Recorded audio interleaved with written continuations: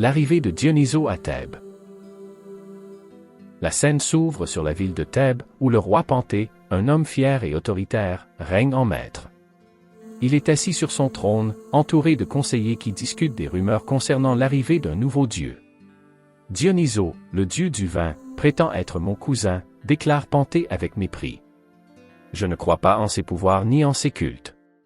À ce moment, Dionysos apparaît dans la ville, vêtu d'une couronne de vigne et portant une coupe de vin.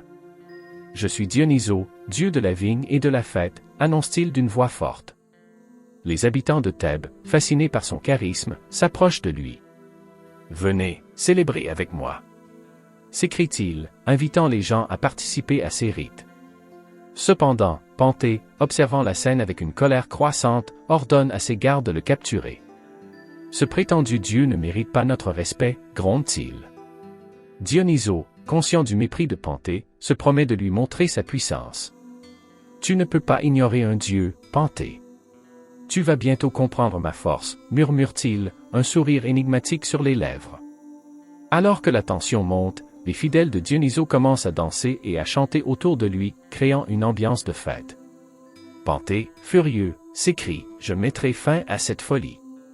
La scène se termine alors que Dionysos l'observe, un regard de défi dans ses yeux, sachant que le roi va regretter son arrogance. Le mépris de Panthée. Dans cette scène, Panthée se retire dans son palais, furieux contre le dieu et ses partisans. Comment puis-je laisser ce charlatan saper mon autorité? Se demande-t-il, marchant de long en large dans son bureau. Ses conseillers, inquiets, tentent de le calmer. Majesté, peut-être qu'ignorer Dionysos serait la meilleure chose à faire, suggère l'un d'eux.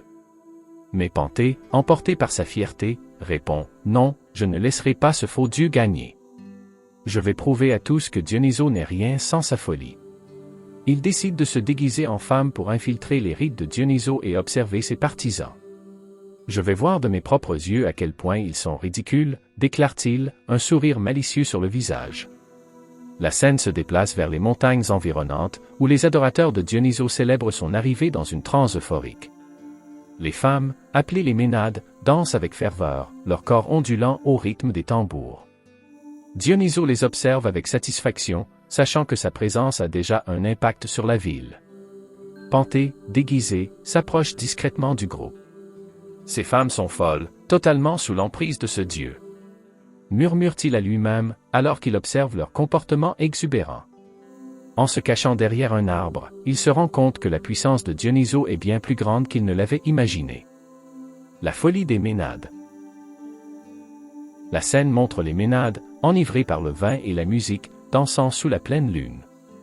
L'atmosphère est électrique, pleine de lumière et de couleurs vives. « Venez, mes sœurs, célébrons notre Dieu !» crie une Ménade, levant sa coupe de vin vers le ciel. Les autres Ménades répondent par des chants et des cris de joie, se laissant emporter par l'extase de la fête. Dionysos, au centre de la danse, observe ses adoratrices avec fierté. Elles sont libérées de leurs chaînes, murmure-t-il, voyant la transformation de ces femmes, qui passent de l'ordinaire à l'extraordinaire. Elles sont devenues mes messagères sur terre. Soudain, Panthée, toujours déguisée, fait son apparition. Que font ces femmes? Elles se ridiculisent, s'écrie-t-il. Les Ménades, entendant sa voix, se retournent avec des regards furieux. Qui est cet intrus? Demande-t-elle en chœur. Panthée, se sentant menacée, recule légèrement. Dionysos, remarquant Panthée, sourit avec malice. Regarde, roi de Thèbes, la folie est une forme de liberté, déclare-t-il. Les Ménades, enivrés par le vin, se dirigent vers Panthée, leurs yeux brillant d'une étrange lueur. Que fais-tu ici, homme? Tu n'appartiens pas à notre monde, disent-elles, leur voix résonnant comme un chant hypnotique. La scène se termine alors que Panthée, pris de panique, tente de s'échapper, mais les Ménades le capturent. Nous allons eux montrer ce que signifie être libre, s'écrie-t-elle, entraînant Panthée dans la danse. La folie et l'ivresse l'entourent alors qu'il perd le contrôle de lui-même. La chute de Panthée. La scène montre Panthée en train de lutter pour se libérer des mains des Ménades, mais il est rapidement submergé par la frénésie ambiante. « Laissez-moi partir !» crie-t-il, mais ses cris sont étouffés par les chants et les rires des femmes. Dionysos, observant la scène de loin, se réjouit de la chute de son ennemi. Les Ménades, dans un état de transe, commencent à l'attaquer avec des branches de vigne. « Regarde, roi Panthée, comment nous célébrons notre Dieu !» s'écrie-elle, riant de manière hystérique. Panthée, réalisant qu'il est à la merci de ces femmes, commence à perdre son sang-froid. « Je suis le roi de Thèbes, vous ne pouvez pas me traiter ainsi !» hurle-t-il, mais cela ne fait qu'aggraver la situation. Les Ménades, de plus en plus enivrées par leur ivresse, deviennent plus agressives. « Tu n'es pas notre roi ici. Tu es notre prisonnier !» répondent-elles en chœur, riant de leur pouvoir sur lui. Dionysos, satisfait de la tournure des événements, se manifeste pour renforcer la folie des Ménades. « Montrez-lui ce que signifie le mépris d'un dieu !» déclare-t-il, sa voix résonnant comme un tonnerre. Les Ménades, galvanisés par ces paroles, se jettent sur Panthée, le capturant complètement. La scène se termine sur une image dramatique de Panthée, entourée par les Ménades, ses cris se perdant dans la nuit, alors que Dionysos rit de la situation, ayant enfin obtenu sa vengeance. La révélation de la vérité. La scène s'ouvre sur Panthée, maintenant capturé, assis au milieu des Ménades qui dansent autour de lui. « Je suis le roi, je ne devrais pas être ici !» pleure-t-il, mais sa voix est noyée par la musique et les rires. Les Ménades, enivrés par l'alcool et la danse, continuent de l'ignorer, renforçant leur emprise sur lui. Dionysos, se mêlant à la danse, s'approche de Panthée. « Regarde-toi, roi.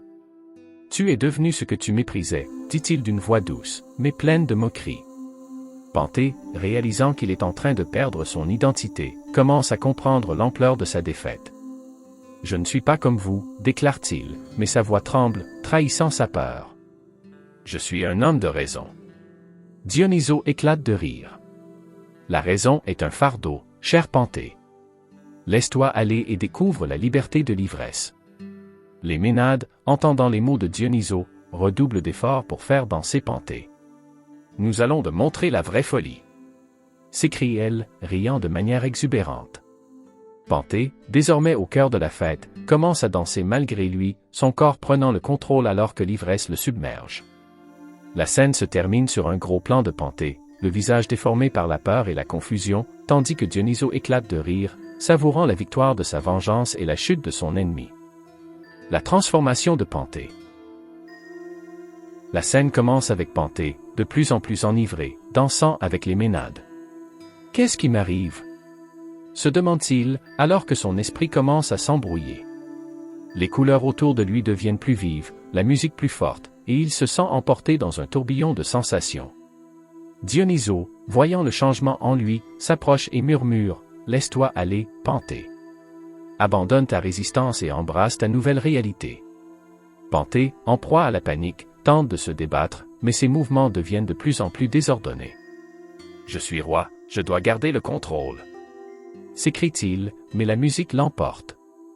Les Ménades, le voyant sombrer dans la folie, commencent à l'encourager. « Laisse la folie t'envahir, Panthée. Sois libre. » chante-t-elle en chœur. Au fur et à mesure que la danse se poursuit, Panthée commence à perdre son identité. Ses cris se mêlent au rire des Ménades, et il réalise qu'il est sur le point de devenir l'un d'entre eux. « Non, cela ne peut pas être vrai !» hurle-t-il, mais la vérité l'atteint. La scène se termine alors que Panthée, désormais enivré, abandonne son dernier vestige de résistance. Il s'unit aux Ménades, dansant avec elles dans une transe collective. Dionysos, observant son ennemi se transformer, sourit avec satisfaction, sachant que la vengeance est complète. Le sacrifice de Panthée. La scène montre les Ménades, emportés par leur ivresse, se déchaînant autour de Panthée, qui est maintenant complètement sous l'emprise de Dionysos. « Célébrons notre Dieu !» crie-t-elle, dans une euphorie collective. Les tambours résonnent dans la nuit et la danse devient frénétique. Dionysos, dans un coin de la scène, observe avec un sourire satisfait. « Panthée, tu vas comprendre ce que cela signifie d'être un véritable adorateur de Dionysos, dit-il à voix basse. » Panthée, maintenant dans une transe, ne réalise pas qu'il est devenu l'objet de la célébration. Les Ménades, enivrés par le vin, commencent à crier « Offrons un sacrifice à notre Dieu. Offrons-lui le roi. » Panthée, réalisant soudainement ce qu'elles veulent dire, tente de reculer. Non, ne faites pas cela. S'écrie-t-il, mais c'est trop tard. Les Ménades, dans une frénésie collective, le saisissent et le portent vers le sommet d'une montagne. Nous allons de montrer la puissance de Dionysos. Hurle-t-elle, et Panthée, pris de panique, se débat. Je suis le roi. Vous ne pouvez pas me faire ça. Supplie-t-il. Mais les Ménades, emportés par la folie, ne l'écoutent pas. Nous allons faire de toi un véritable adorateur. Crie-elle, alors qu'elle l'encercle, prête à réaliser le sacrifice. La scène se termine sur une image dramatique de Panthée, désespéré, réalisant qu'il ne peut échapper à son destin.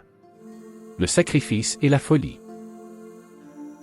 La scène s'ouvre sur le sommet de la montagne, où les Ménades ont rassemblé Panthée pour le sacrifice. Leur excitation est palpable alors qu'elles chantent des hymnes en l'honneur de Dionysos. Nous offrons notre roi aux dieux. S'écrie-elle, la frénésie atteignant son paroxysme. Panthée, maintenant terrifié, regarde autour de lui. C'est une folie. Crie-t-il, mais sa voix se perd dans le vacarme des chants. Dionysos, aide-moi. Implore-t-il, espérant que le dieu l'entendra. Mais Dionysos, se délectant du spectacle, reste en retrait, observant le chaos qu'il a orchestré. Les Ménades, emportés par l'ivresse et la passion, commencent à se rapprocher de lui. Tu seras notre offrande, roi Panthée. Hurlent-elles, leurs yeux brillants d'une frénésie sauvage. Dans un ultime acte de désespoir, Panthée tente de se libérer, mais il est rapidement maîtrisé. Non, non. Je suis le roi. S'écrie-t-il, mais les Ménades ne montrent aucune pitié. Dans un élan collectif, elles saisissent Panthée, le soulevant dans les airs. C'est pour Dionysos, notre vrai roi. Chante-t-elle. La scène se termine dans une explosion de lumière et de musique, alors que Panthée est sacrifiée. L'ivresse et la folie atteignent un point culminant, illustrant la puissance dévastatrice de Dionysos et le coût de son mépris. La vengeance accomplie. Dans cette scène, la nuit est tombée sur Thèbes, et les échos des chants des Ménades résonnent dans l'air. Dionysos, observant de loin, se réjouit de sa victoire. « Regarde, Panthée, comment la folie t'a consumé, » murmure-t-il, son visage illuminé par la lumière de la lune. Les Ménades, après le sacrifice, dansent et chantent, célébrant la puissance de leur dieu. « Dionysos est notre roi, et Panthée est tombée. » s'écrie-elle, leur voix résonnant à travers les montagnes. Dionysos s'approche, ses yeux brillants d'un éclat divin. « Vous avez fait un excellent travail, mes adoratrices, » dit-il avec satisfaction. Cependant, alors que la fête se poursuit, le corps de Panthée est laissé sur le sol, une silhouette tragique. Les Ménades, réalisant ce qu'elles ont fait, commencent à perdre leur euphorie. « Que avons-nous fait » murmurent-elles, la peur s'installant dans leur cœur. Dionysos, voyant leur changement d'attitude, dit « C'est la conséquence de votre folie. Ne sous-estimez jamais le pouvoir d'un dieu. » Les Ménades, réalisant qu'elles ont été manipulées, se regroupent, tremblantes. « Nous ne voulons pas être les instruments de votre vengeance, » supplie l'une d'elles. Dionysos, avec un sourire énigmatique, répond « Vous êtes libre, mais rappelez-vous que la folie peut frapper à tout moment. » La scène se termine sur un plan de Dionysos, serein et puissant, tandis que les Ménades, encore sous le choc de leurs actions, se dispersent dans la nuit. La nouvelle ère de Dionysos. La scène finale se déroule dans la ville de Thèbes, maintenant sous l'influence de Dionysos. Les habitants, autrefois méfiants, commencent à accepter le dieu, réalisant sa puissance et sa beauté. Dionysos, nous te vénérons, chante-t-il, reconnaissant la force de la fête et du vin. Dionysos, au sommet d'une colline, regarde la ville avec satisfaction. J'ai montré à Panthée ce que signifie ignorer un dieu, déclare-t-il, un sourire énigmatique sur le visage. Les Ménades, désormais ses fidèles adoratrices, dansent autour de lui, célébrant leur nouvelle réalité. Nous sommes libres de célébrer la vie et d'embrasser la folie, s'écrie l'une des Ménades, levant sa coupe de vin. Dionysos, en levant sa propre coupe, répond « Que la fête commence. Que le vin coule à flot. » Les habitants de Thèbes s'unissent dans la danse, créant une atmosphère de joie et d'unité. Nous avons appris notre leçon, chante-t-il, reconnaissant le pouvoir de Dionysos. La scène se termine sur un plan large de la ville, illuminé par des lanternes, rempli de rires et de célébrations, symbolisant une nouvelle ère sous la protection de Dionysos.